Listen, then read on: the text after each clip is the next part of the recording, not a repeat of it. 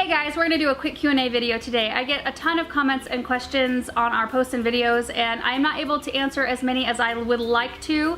I love to read them. I love to see your pictures, so keep on commenting and sharing pictures. I hope to answer some of the most commonly asked ones in Q&A videos. So I gathered up a few questions from Facebook and from YouTube that I'm gonna try to answer today. First question, is it bad to use soil with Miracle-Gro fertilizer in it already, or should I be using plain soil and adding? You can go either way. If you're using a soil with stuff already in it, just know that that's not a fix-all, that you're gonna still need to be doing fertilizer throughout the season.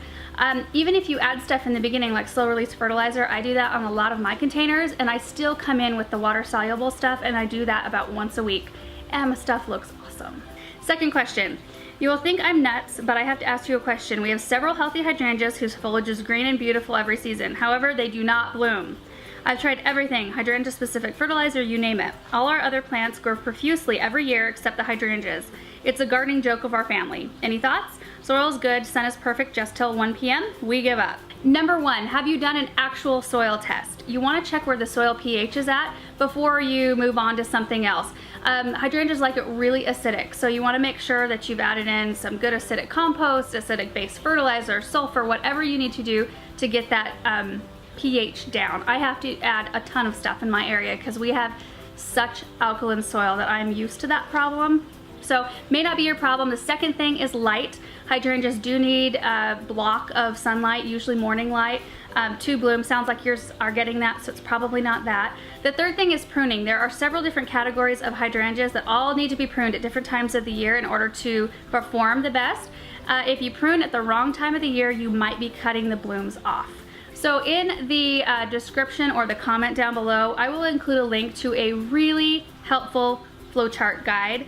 It's called, I think, Why Isn't My Hydrangea Blooming? And you answer yes, no questions until you get to the bottom, and it'll give you what's probably going on with your hydrangeas. So check that out if one of these three things is not a factor. Next question, do you suggest putting some potting soil in before you plant? Also, how much should you put in after planting? I absolutely love the idea of hydrangeas in containers. I do too. I love my hydrangeas in containers.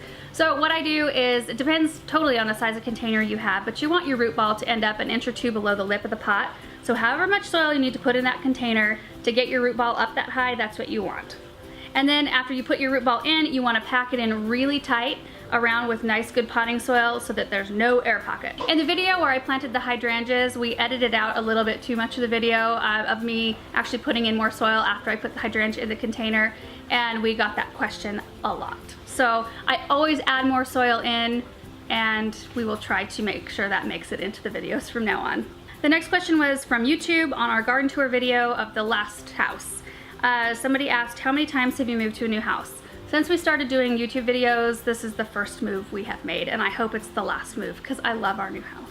Next question is, love to know what your plans are for the middle urn. I got this question a lot on the most recent video we did where I planted up my big backyard urns. That middle urn is actually the topper to a fountain.